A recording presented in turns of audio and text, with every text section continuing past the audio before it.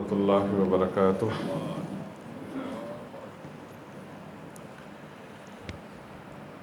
الحمد للہ رب العالمین والصلاة والسلام علی سید الانبیاء والمرسلین۔ قال اللہ تبارک و تعالی: انا ارسلناک بالحق بشیرا ونذیرا ولا تسأل عن اصحاب الجحیم۔ وقال تعالی فی مقام آخر: بسم اللہ الرحمن الرحیم، یا ایہا المدثر قم فانذر وربک فکبر۔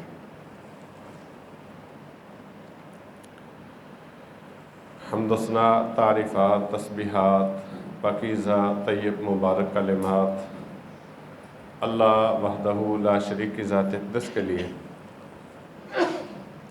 بے شمار لاتعداد درود و سلام امام الانبیاء امام الرسل جناب محمد رسول اللہ صلی اللہ علیہ وسلم کی ذاتی گرامی پر۔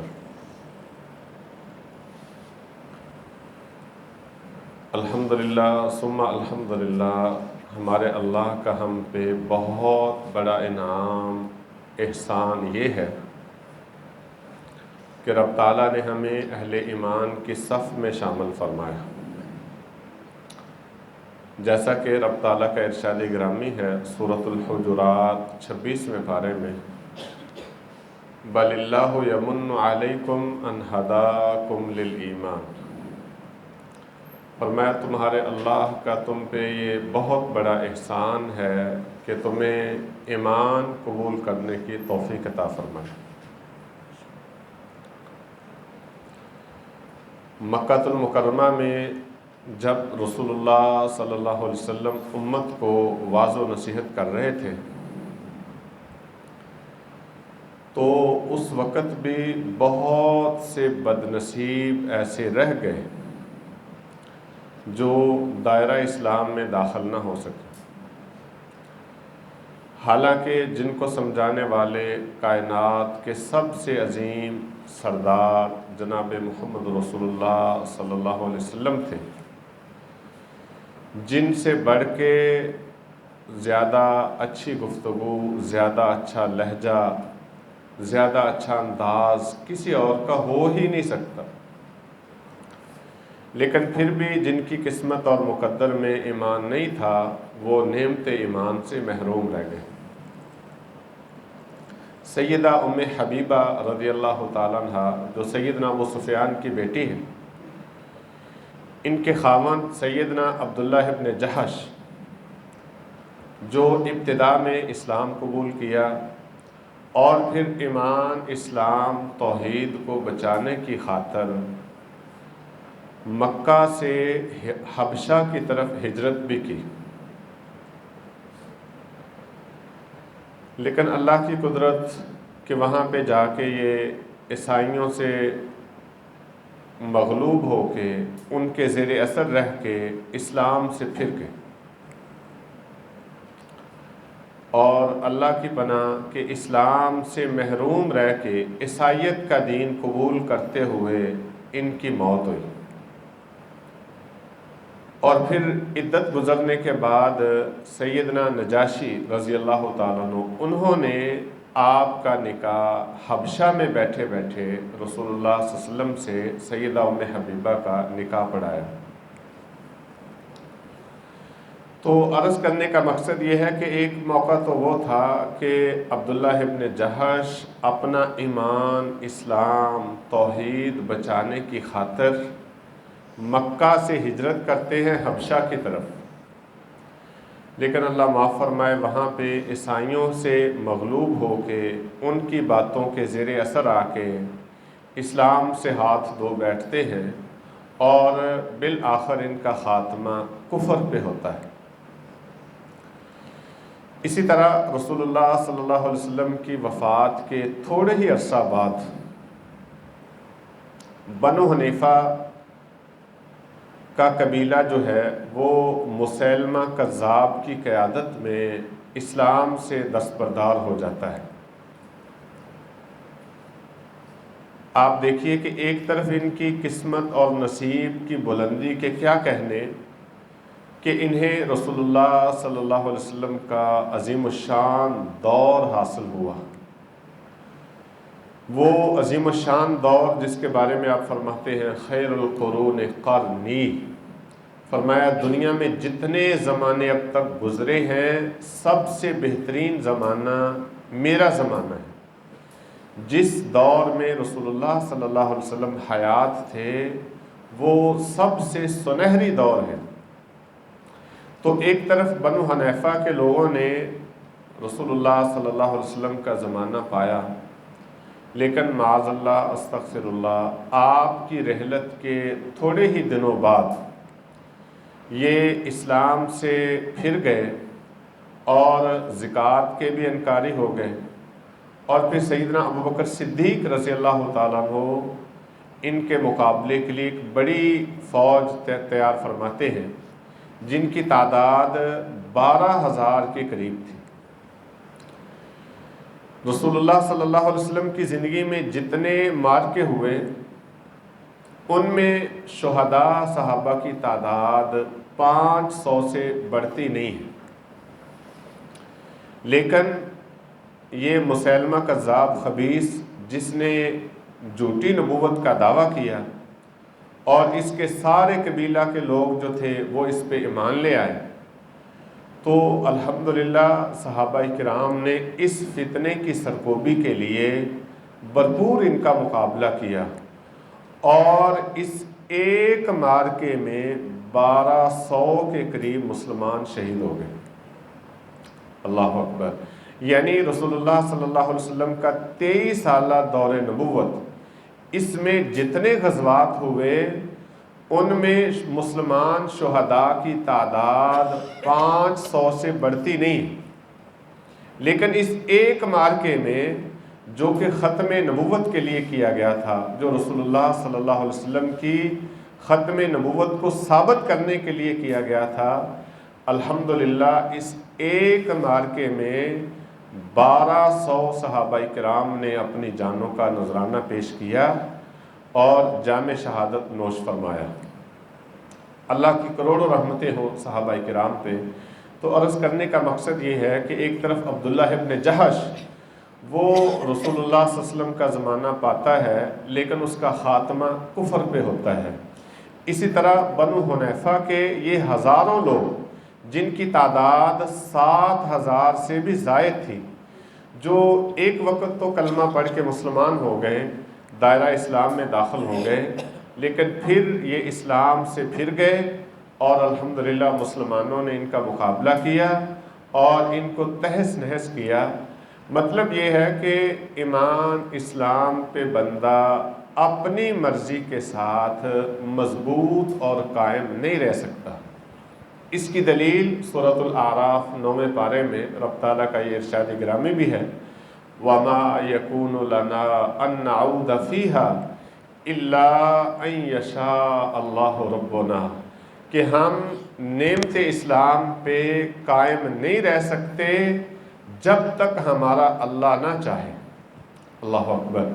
اسی لیے رسول اللہ صلی اللہ علیہ وسلم جو اپنی دعائیں اللہ سے کیا کرتے تھے ان میں سے آپ کی خوبصورت دعا یہ ہے، یا مقلب القلوب ثبت قلبی علی دینک۔ اور قرآن میں ہمیں 2 دعائیں سکھائی گئی ہیں، ایک سورہ آل عمران میں ربنا لا تزغ قلوبنا بعد اذ ہدیتنا وہب لنا من لدنک رحمہ انک انت الوہاب، اے اللہ ہمارے دلوں کو ٹیڑھا نہ فرمانا بعد اس کے کہ تو نے ہمیں ہدایت عطا فرمائی، اور تو ہمیں اپنی جناب سے رحمت عطا فرما، بے شک تو ہی سب سے بہتر عطا کرنے والا ہے۔ اور سیدنا یوسف علیہ السلام کی دعا جو رب تعالیٰ نے سورہ یوسف میں ہی نوٹ فرمائی ہے، سیدنا یوسف علیہ السلام اللہ سے دعا کرتے ہوئے مانگتے ہیں، رب قد آتیتنی من الملک وعلمتنی من تأویل الاحادیث فاطر السماوات والارض انت ولی فی الدنیا والآخرہ توفنی مسلما والحقنی بالصالحین۔ سیدنا یوسف علیہ السلام رب تعالیٰ کے سامنے اپنے ہاتھ اٹھاتے ہیں اور اس طرح عرض کرتے ہیں، रब क़द आतैतनी मिनल मुल्की, ऐ मेरे अल्लाह आपका मुझ पे बहुत बड़ा इनाम, एहसान, फजल करम हुआ कि आपने मुझे बादशाहत अता फरमाई। व अल्लमतनी मिन तअवील अहादीस, और मुझे बातों की गहराई का इल्म अता फरमाया, ख्वाबों की ताबीर का इल्म भी अता फरमाया। फातिरस समावाति वल अर्ज़, आसमान व ज़मीन को तू ही पैदा फरमाने वाला है। अंत वली फिद दुनिया वल आखिरा, मेरे मौला तू ही दुनिया और आखिरत में मेरा सरपरस्त है।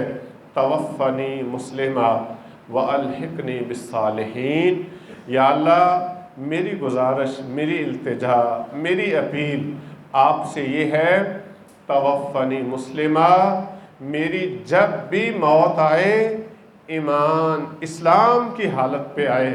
व अलहिक़नी बिस्सालिहीन, और मुझे सालिहीन के साथ मिला देना। अल्लाह अकबर।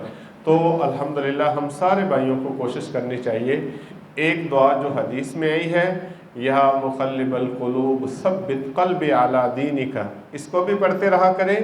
और ये दो दुआएं जो कुरान में है, सूरह आले इमरान और सूरह यूसुफ में, ये भी हमें याद करनी चाहिए और पढ़नी चाहिए।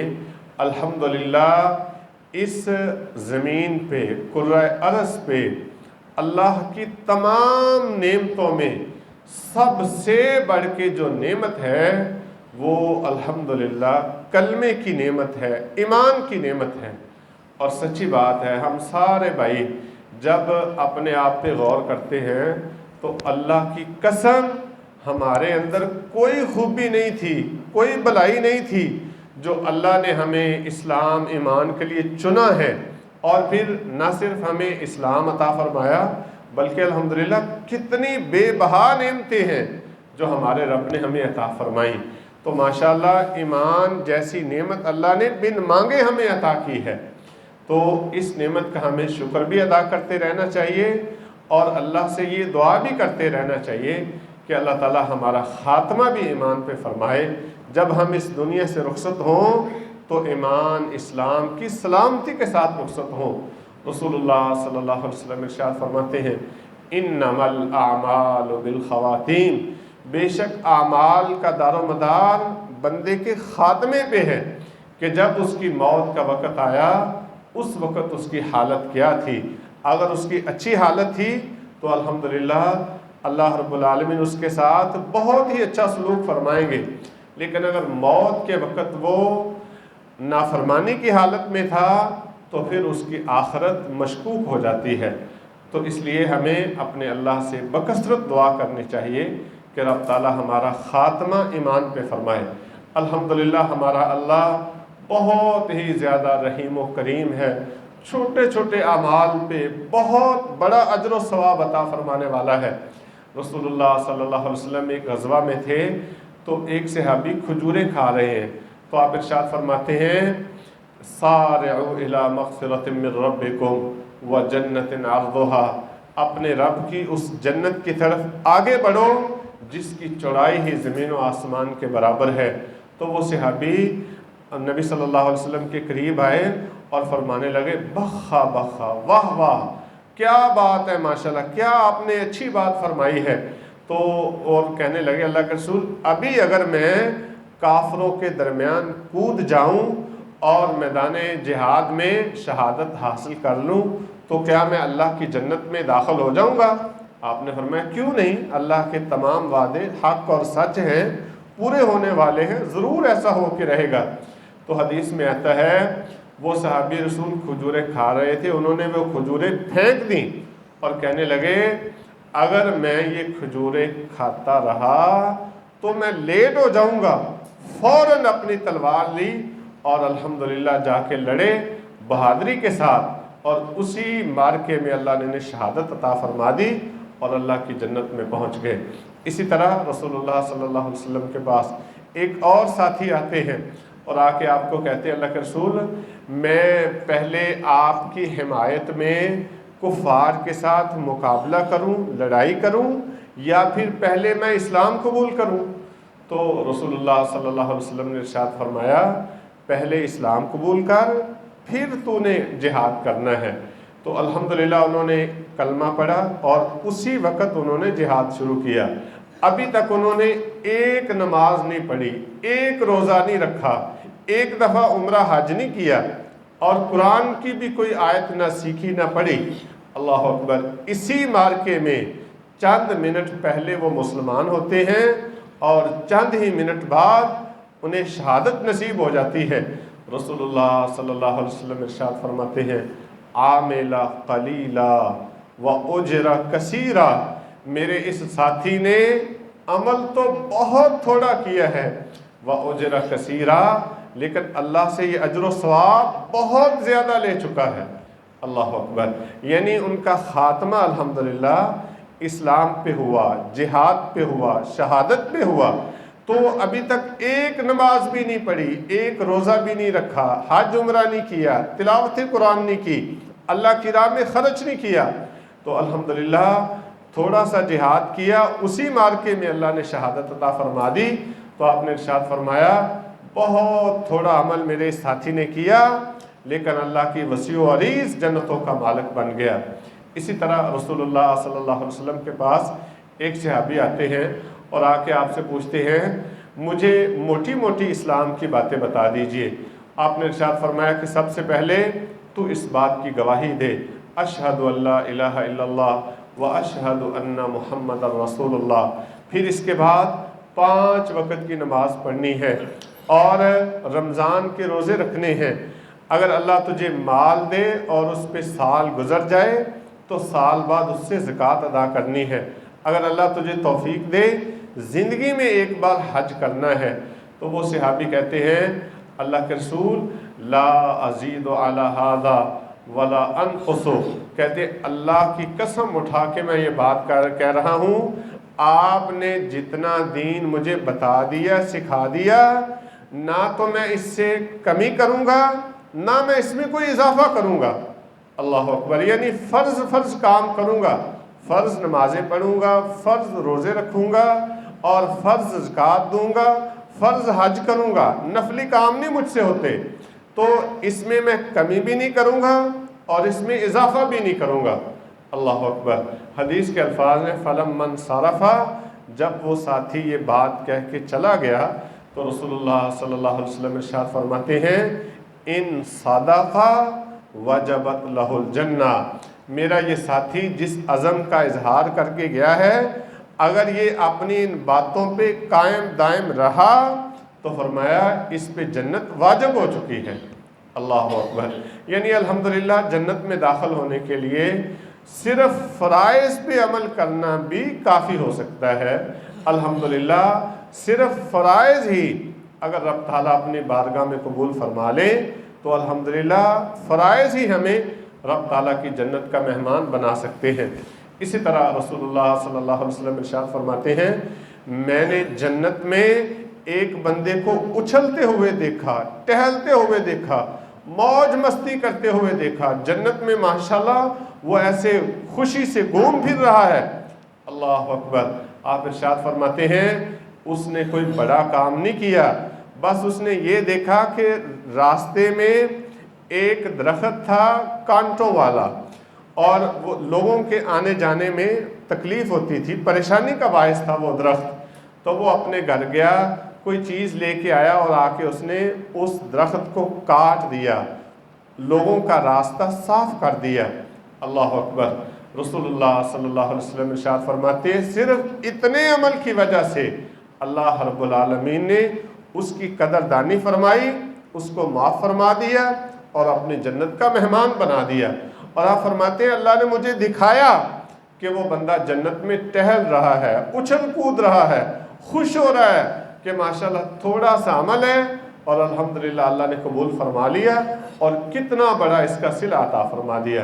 اسی طرح صحیح بخاری میں رسول اللہ صلی اللہ علیہ وسلم کا یہ ارشاد گرامی، آپ فرماتے ہیں کہ ایک خاتون نے جو بازاری عورت تھی، جو اللہ اکبر جس کا کردار اچھا نہیں تھا، فرماتے ہیں کہ اس نے ایک کتے کو دیکھا جو پیاسا تھا اور گیلی مٹی چاٹ رہا تھا، اس کے دل میں رحم آیا، وہ خاتون قریب جو کھو تھا اس میں اتری اور اس نے اپنا جوتا جو تھا بند جوتا اس کو پانی سے بھرا اور جوتے کو منہ میں لٹکا کے دونوں ہاتھوں سے اوپر آئی اور وہ پانی کتے کے بچے کے پاس رکھا، اس نے پی لیا اور اس کی جان بچ گئی۔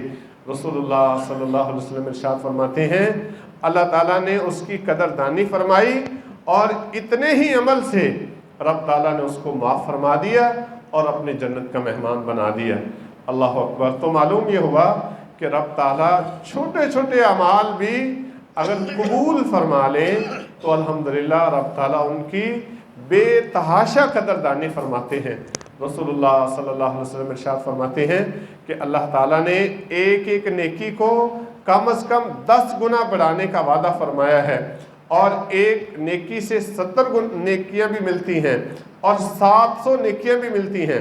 فرمایا واللہ یضاعف لمن یشاء، اللہ جس کے لیے چاہے اس میں اور زیادہ بڑھا سکتے ہیں، 7,000 بھی کر سکتے ہیں، 7 لاکھ بھی کر سکتے ہیں، جس قدر اللہ چاہے اجر و ثواب دے سکتے ہیں۔ تو آپ ارشاد فرماتے ہیں قیامت کے دن جو بندہ تو اپنے حق میں فیصلہ پائے فَلْيَحْمَدِ اللَّهِ، وہ اپنے اللہ کا شکر ادا کرے کہ الحمدللہ اللہ نے میری تھوڑی سی کوشش کا بہت بڑا صلہ مجھے دے دیا ہے۔ اور آپ نے فرمایا قیامت کے دن جو بندہ اپنے خلاف فیصلہ پائے فَلَا يَلُومَنَّ إِلَّا نَفْسَهُ، وہ پھر اپنے آپ کے سوا کسی اور کو نہ کوسے کہ اتنی زیادہ رحمتیں ہونے کے باوجود وہ بندہ اللہ کی رحمتوں سے حصہ نہیں لے سکا، پھر بھی محروم رہ سکا۔ فرمایا فَلَا يَلُومَنَّ إِلَّا نَفْسَهُ، پھر وہ اپنے آپ کو ہی برا بھلا کہے کہ میں اللہ کی بے کراں رحمتوں کے ہونے کے باوجود میں پھر بھی محروم رہ گیا۔ اللہ اکبر۔ رسول اللہ صلی اللہ علیہ وسلم ارشاد فرماتے ہیں اللہ رب العالمین نے جب رحمتوں کو پیدا فرمایا تو اس کے 100 حصے پیدا فرمائے، ان میں سے ایک حصہ زمین پہ نازل فرمایا، اس ایک حصے کی وجہ سے فرمایا تمام انسان، تمام جنات، تمام جانور، چرند پرند، ان کے اندر رحمت پائی جاتی ہے، ترس پایا جاتا ہے۔ اللہ اکبر۔ ایک رحمت کا حصہ ہے کہ ہر ماں اپنے بیٹے کی خاطر ہر طرح کی قربانی دینے کے لیے تیار ہے، لیکن آپ ارشاد فرماتے ہیں جب قیامت کا دن ہوگا رب تعالیٰ یہ ایک رحمت جو ہے اس کو بھی اپنے پاس جمع فرما لیں گے، 99 رحمتیں پہلے سے اللہ کے پاس موجود ہیں، اور یہ 100واں حصہ بھی اللہ تعالیٰ اپنے پاس اس کو جمع کر لیں گے، اور قیامت کے دن 100 رحمتوں کے ساتھ رب تعالیٰ فیصلہ فرمائیں گے۔ تو الحمدللہ بہت سے لوگ ہوں گے جو انشاءاللہ اللہ کی رحمتوں سے فائدہ اٹھاتے ہوئے رب تعالیٰ کی جنت کے مہمان بنیں گے۔ اور میرے بھائیوں یہ بات بھی ہمیں یاد رکھنی چاہیے کہ الحمدللہ اعمال کرنے کا ہمیں حکم ہے، اور رسول اللہ صلی اللہ علیہ وسلم کا طریقہ مبارک ہے کہ آپ نے زندگی بھر اعمال صالحہ کیے ہیں، جو فرائض اللہ نے ہم پہ مقرر کیے الحمدللہ انہیں بجا لانا ضروری ہے، لیکن دل میں یہ بات سوچ لینا کہ میں نے چونکہ بڑی محنت کر لی ہے، میں نے بڑے اعمال کر لیے ہیں، لہٰذا میں اپنے عملوں کی وجہ سے اللہ کی جنت کا حقدار بن چکا ہوں، تو یہ ہماری بہت بڑی بھول ہے۔ اللہ اکبر۔ رسول اللہ صلی اللہ علیہ وسلم سے پوچھا گیا، آپ نے جب ارشاد فرمایا کہ کوئی بندہ بھی اپنے عملوں کی وجہ سے جنت میں نہیں جا سکتا، تو ایک صحابی ڈرتے ڈرتے پوچھتے اللہ کے رسول صلی اللہ علیہ وسلم کیا آپ بھی اپنے اعمال کی بنا پہ جنت میں داخل نہیں ہوں گے؟ تو رسول اللہ صلی اللہ علیہ وسلم فرماتے ہیں ہاں میں بھی اپنے عملوں کی وجہ سے جنت میں نہیں جاؤں گا، الا ان یتغمدنی ربی، سوائے اس کے کہ مجھے میرے رب کی رحمت ڈانپ لے، تو اللہ کی رحمت کے ساتھ ہی میں رب تعالیٰ کی جنت میں داخل ہو سکتا ہوں۔ اللہ اکبر۔ میرے بھائیوں اس بات کو سمجھنے کے لیے ایک اور حدیث میں آپ کو سناتا ہوں۔ رسول اللہ صلی اللہ علیہ وسلم ارشاد فرماتے ہیں رب تعالیٰ نے ایک بندے کو سمندر کے کنارے پیدا فرمایا اور اس کے پاس انار کا ایک پودا لگا دیا، اور ماشاءاللہ جب اس کو بھوک لگتی تازہ انار توڑتا، میٹھا انار کھاتا، اور پیاس لگتی تو اس کے پاس ایک میٹھے پانی کا چشمہ بھی جاری فرما دیا، وہاں سے پانی پی لیتا۔ رسول اللہ صلی اللہ علیہ وسلم ارشاد فرماتے ہیں اس بندہ مومن نے 500 سال تک بغیر ریاکاری کے، بغیر کسی دکھاوے کے، محض اللہ کی رضا کے لیے 500 سال تک عبادت کی۔ جب اس کی روح قبض ہوئی تو رب تعالیٰ نے فرمایا کہ میری رحمت سے جنت میں داخل ہو جا۔ تو یہ کہنے لگا یا اللہ میں تو 500 سالہ نمازیں لے کے آیا ہوں، 500 سالہ سجدے لے کے آیا ہوں، 500 سال کی تسبیحات لے کے آیا ہوں، تو کیا اب بھی میں آپ کی رحمت کا محتاج ہوں؟ تو رسول اللہ صلی اللہ علیہ وسلم ارشاد فرماتے ہیں رب تعالیٰ فرشتوں سے کہیں گے اس کی ایک آنکھ بغیر تکلیف کے نکال کے ایک پلڑے میں رکھی جائے اور ایک پلڑے میں اس کی 500 سالہ عبادت رکھی جائے۔ اللہ اکبر۔ رسول اللہ صلی اللہ علیہ وسلم ارشاد فرماتے ہیں جب وہ 500 سالہ عبادت کا وزن کیا جائے گا تو آنکھ والا پلڑا بھاری نکلے گا اور 500 سالہ عبادت ہلکی پڑ جائے گی۔ تو پھر فوراً یہ سجدے میں گر پڑے گا اور اس کو احساس ہو جائے گا کہ میں تو 500 سال محنتیں کر کے، سجدے کر کے، ریاستیں کر کے، تسبیحات کر کے، بغیر ریاکاری کے عبادتیں کر کے میں تو اپنے اللہ کی ایک نعمت، ایک آنکھ کا شکر ادا نہیں کر سکا، جبکہ اللہ نے مجھے 500 سالوں میں 2 آنکھیں عطا کیے رکھی اور مجھے زبان عطا کیے رکھی، مجھے صحت عطا کیے رکھی، میں نے 500 سال جو تازہ انار کھائے ہیں، جو میٹھا چشمے کا پانی پیا ہے۔ اللہ اکبر۔ میں کس کس نعمت کا شکریہ ادا کروں، کس کس نعمت کا حساب دے سکتا ہوں۔ اللہ اکبر۔ تو اس طرح اس بندے کو یقین ہو جائے گا کہ کوئی بندہ بھی اپنے اعمال کی بنا پہ اللہ کی جنت میں نہیں داخل ہو سکتا جب تک اللہ کی رحمت شامل حال نہ ہو۔ اور میرے بھائیوں اللہ کی رحمت الحمدللہ بڑی وسیع ہے۔ رسول اللہ صلی اللہ علیہ وسلم ایک جنگ کے موقع پہ دیکھتے ہیں کہ ایک خاتون جو ہے اس کا بچہ گم ہوا ہے، اب وہ بیچاری ڈھونڈتی پھر رہی ہے، مارے مارے کبھی کہیں جا رہی ہے کبھی کہیں جا رہی ہے اپنے بچے کی تلاش میں۔ اچانک اسے ایک اور اجنبی بچہ ملا، اس نے فوراً اس کو اپنے سینے کے ساتھ لگایا اور پیار کرنے لگی۔ اللہ اکبر۔ پھر تھوڑی دیر بعد اس کا اپنا حقیقی بچہ بھی اس کو مل جاتا ہے، وہ بڑی گرم جوشی کے ساتھ اس کو اپنے سینے لگاتی ہے، بار بار اسے چومتی ہے، چاٹتی ہے، پیار کرتی ہے۔ اللہ اکبر۔ رسول اللہ صلی اللہ علیہ وسلم اور صحابہ کرام یہ منظر دیکھ رہے ہیں۔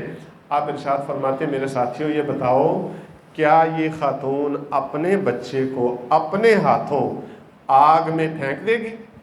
تو صحابہ کرام کہتے ہیں اللہ کے رسول یہ کیسے ممکن ہے، ایک ماں کا یہ جگرا، یہ حوصلہ کیسے ہو سکتا ہے کہ وہ اپنے ہی بیٹے کو جلتی ہوئی آگ کے حوالے کر دے؟ تو رسول اللہ صلی اللہ علیہ وسلم نے ارشاد فرمایا تمہارا رب اس سے کہیں زیادہ تم پہ مہربان ہے جس قدر یہ ماں اپنے بچے پہ مہربان ہے۔ اللہ اکبر۔ تو اس لیے میرے پیارے بھائیوں اللہ کی رحمتیں الحمدللہ بے حد و حساب ہیں، بہت زیادہ ہیں۔ ہمیں اپنے رب کی رحمتوں کا یقین رکھنا چاہیے اور رسول اللہ صلی اللہ علیہ وسلم کا یہ فرمان بھی ہمارے ذہن میں ہونا چاہیے۔ سیدنا جابر رضی اللہ تعالیٰ عنہ بیان فرماتے ہیں رسول اللہ صلی اللہ علیہ وسلم نے اپنے اللہ سے ملاقات سے 3 دن پہلے ہمیں یہ بات ارشاد فرمائی لا یموتن احدکم الا وہو یحسن باللہ الظن۔ آپ نے ارشاد فرمایا میرے امتیوں تم میں سے کسی شخص کو موت نہیں آنی چاہیے مگر اس کا گمان، اس کی سوچ، اس کا خیال اللہ کے بارے میں بڑا ہی پاکیزہ ہونا چاہیے کہ ہمارا رب تو بہت زیادہ معاف کرنے والا ہے، بہت زیادہ رحم کرنے والا ہے، اپنے بندوں سے بے پناہ محبت کرنے والا ہے۔ تو انشاءاللہ میں بھی اپنے رب کی رحمتوں سے محروم نہیں ہوں گا، میرا اللہ میرے ساتھ بھی معافی والا سلوک کرے گا اور میرے ساتھ بھی اللہ رب العالمین رحمت کا سلوک فرمائے گا اور مجھے بھی انشاءاللہ اللہ کی رحمت سے حصہ ملے گا۔ تو آپ ارشاد فرماتے ہیں رب تعالیٰ کا یہ ارشاد گرامی ہے انا عند ظن عبدی۔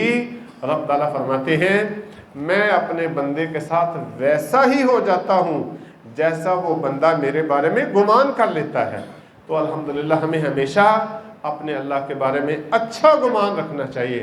انسان ہونے کے ناطے 100% میں اور آپ غلطیوں سے، گناہوں سے، لغزشوں سے بچ نہیں سکتے۔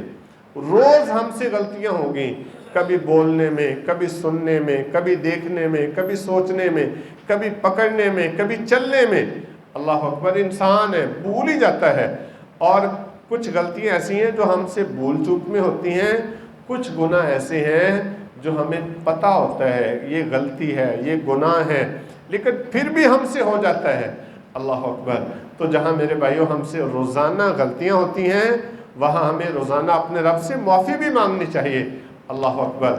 اللہ رب العالمین اپنے بندوں کو کس قدر معاف کرنے والے ہیں۔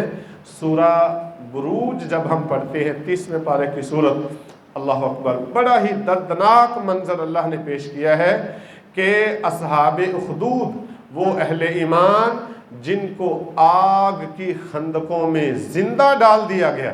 اللہ اکبر، کتنے بڑے ظالم تھے وہ لوگ جنہوں نے اہل ایمان کو جلتی ہوئی آگ میں زندہ پھینک دیا۔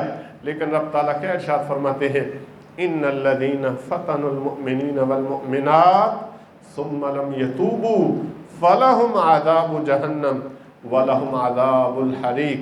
فرمایا جن لوگوں نے اہل ایمان مردوں اور عورتوں کو اتنی بڑی تکلیف سے دوچار کیا کہ ان زندہ انسانوں کو جلتی ہوئی آگ کے حوالے کیا، اللہ اکبر، فرمایا ان کو عذاب تب ہوگا ثم لم یتوبوا، اگر یہ توبہ کے بغیر مر گئے۔ اللہ اکبر، اتنا بڑا جرم کرنے کے باوجود اگر وہ اللہ سے معافی مانگ لیتے تو اللہ ضرور ان کو معاف فرما دیتا، لیکن فرمایا جنہوں نے معافی نہیں مانگی، توبہ کے بغیر مر گئے، فَلَهُمْ عَذَابُ جہنم، ان کے لیے جہنم کا عذاب ہے، وَلَهُمْ عَذَابُ الْحَرِيقِ، اور ان کے لیے جلنے کا عذاب ہے۔ تو الحمدللہ اللہ رب العالمین کی بے پناہ رحمت کا اظہار ہے اس آیت مبارکہ میں کہ ایک طرف انہوں نے اتنا بڑا جرم کیا کہ سینکڑوں ہزاروں مسلمانوں کو زندہ نظر آتش کیا، لیکن اللہ فرماتے ہیں اگر یہ توبہ کر لیتے ہیں، اگر یہ ایمان والے بن جاتے ہیں تو پھر میں ان کو معاف کرنے کے لیے تیار ہوں۔ اللہ اکبر۔ اسی طرح یہ توبہ کرنا، اللہ کی طرف لوٹنا ہمارے اللہ کو کتنا پسند ہے۔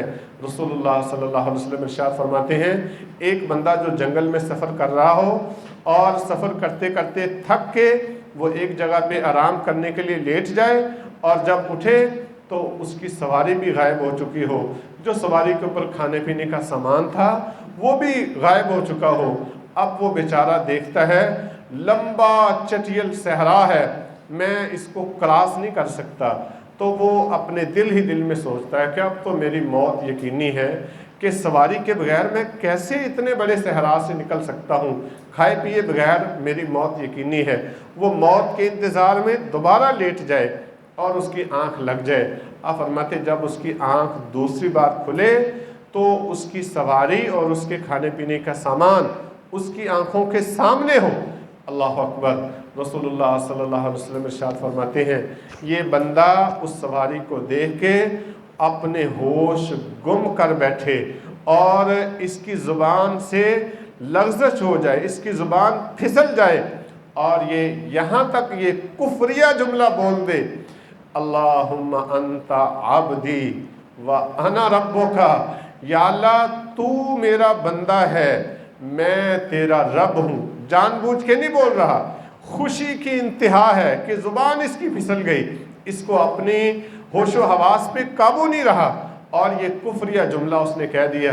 رسول اللہ صلی اللہ علیہ وسلم ارشاد فرماتے ہیں جتنی خوشی اس بندے کو دوبارہ زندگی ملنے پہ ہوئی، اس سے کہیں بڑھ کے خوشی اللہ کو ہوتی ہے جب بندہ اللہ کی طرف لوٹتا ہے، اللہ سے صلح کرتا ہے۔ الحمدللہ، اللہ کی قسم کس قدر ہمارا رب مہربان ہے۔ خوشی تو ہمیں ہونی چاہیے کہ ہمارے سالوں کے گناہ جب دھل جائیں، صغیرہ گناہ، کبیرہ گناہ، جان بوجھ کے کیے ہوئے اور نادانی سے کیے ہوئے، بھول سے کیے ہوئے، اللہ اکبر، میرے آپ کے گناہ جب دھل جائیں، ڈیلیٹ کر دیے جائیں، سارا کھاتا کلیئر صاف کر دیا جائے تو الحمدللہ خوشی تو ہمیں ہونی چاہیے۔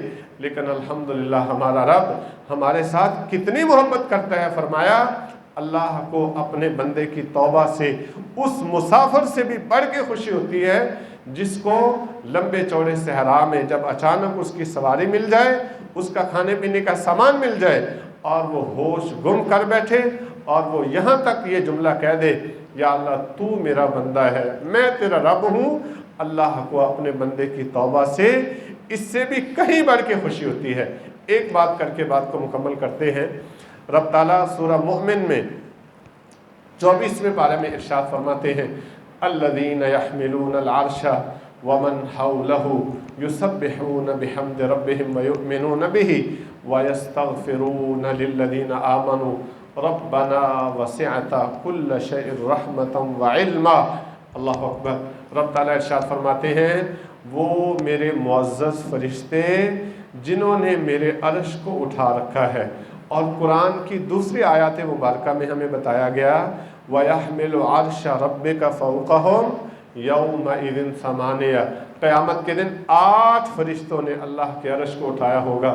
رسول اللہ صلی اللہ علیہ وسلم ارشاد فرماتے ہیں ان اللہ اذن لی، میرے اللہ نے مجھے اجازت دی ہے کہ میں عرش کے جو فرشتے ہیں جنہوں نے عرش کو اٹھایا ہوا ان میں سے ایک کے بارے میں تھوڑی سی بات تمہیں بتا دوں، جتنی بتانے کی مجھے اجازت ملی ہے اتنی میں تمہیں بتا دیتا ہوں۔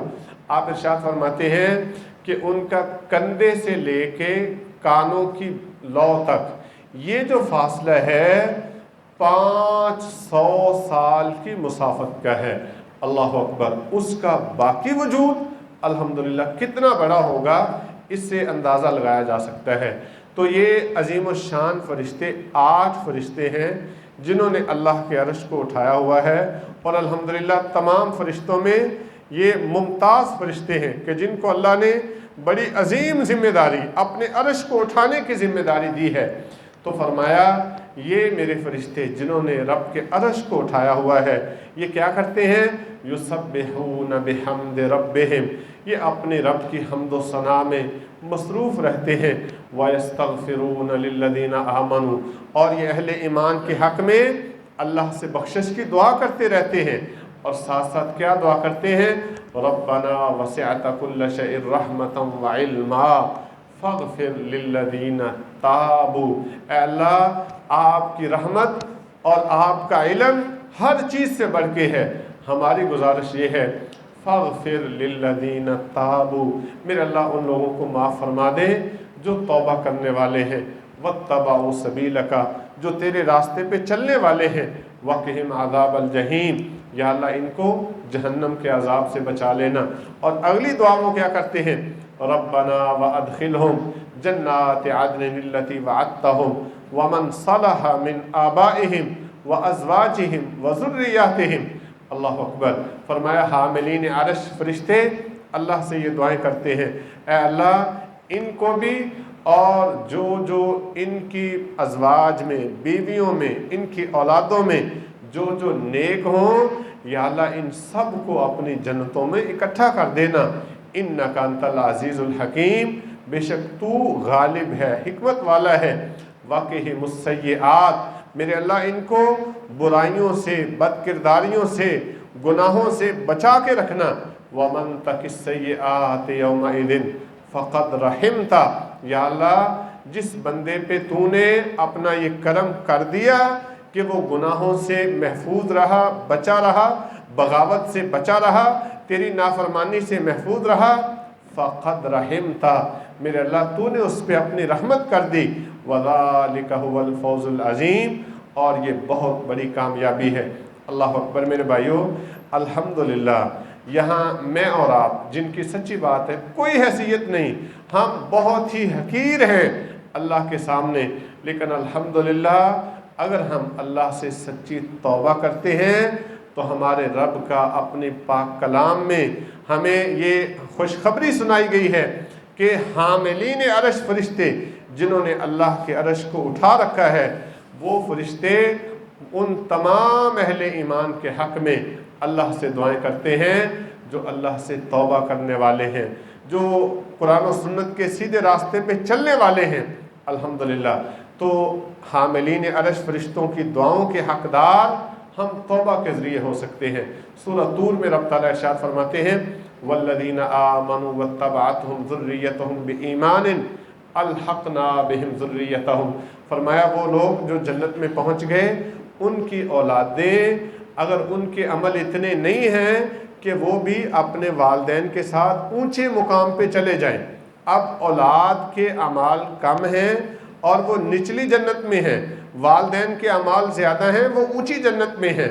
اللہ اکبر، اللہ کی کمال رحمت دیکھیے، رب تعالیٰ فرماتے ہیں ہم الحقنا بہم ذریتہم وما علتناہم من عملہم من شیء، ہم یوں کریں گے کہ اولاد کو ترقی دے کے، اضافی نمبر دے کے ان کو والدین کے ساتھ ملا دیں گے۔ یعنی ایسا نہیں کریں گے کہ والدین کو ڈی ویلیو کر کے اوپر سے نیچے لے آئیں کہ تم یہاں اپنے بچوں کے ساتھ رہو، الحمدللہ، بلکہ اللہ کی رحمت جوش میں ہوگی، اللہ تعالیٰ اولاد کو اضافی نمبر دے کے اونچے مقام پہ والدین کے ساتھ بٹھا دیں گے کہ تم یہاں سارے مل کے اکٹھے رہو۔ جیسے دنیا میں الحمدللہ ہم اپنے بچوں کے ساتھ، بیوی بچوں کے ساتھ، بہن بھائیوں کے ساتھ، اعزا اقربا کے ساتھ مل کے رہتے ہیں، تو الحمدللہ زندگی گزارنے کا ایک الگ ہی سکون ہے۔ تو جنت میں بھی الحمدللہ یہ عظیم الشان سکون اہل ایمان کو ملنے والا ہے۔ تو محترم پیارے بھائیوں، ہمیشہ ہمیں اپنے اللہ کی رحمت کا یقین رکھنا چاہیے، اللہ کے بارے میں ہمیشہ اچھا گمان رکھنا چاہیے۔ رسول اللہ صلی اللہ علیہ وسلم نے دنیا سے جاتے ہوئے 3 دن پہلے اپنی پوری امت کے نام، میرے نام، آپ کے نام یہ پیغام چھوڑا ہے کہ اے میری امت کے لوگوں، تمہیں ہرگز موت نہ آئے، لیکن تمہارا گمان، تمہاری سوچ، تمہارا خیال اللہ کے بارے میں بڑا ہی اچھا ہو۔ رسول اللہ صلی اللہ علیہ وسلم ارشاد فرماتے ہیں، اللہ رب العالمین کا یہ ارشاد گرامی ہے کہ میں اپنے بندے کے ساتھ ویسا ہی ہو جاتا ہوں جیسا وہ میرے ساتھ گمان رکھتا ہے۔ اللہ تعالیٰ مجھے بھی، آپ کو بھی قرآن و سنت کے مطابق عمل کرنے کی توفیق عطا فرمائے۔ وآخر دعوانا ان الحمدللہ رب العالمین۔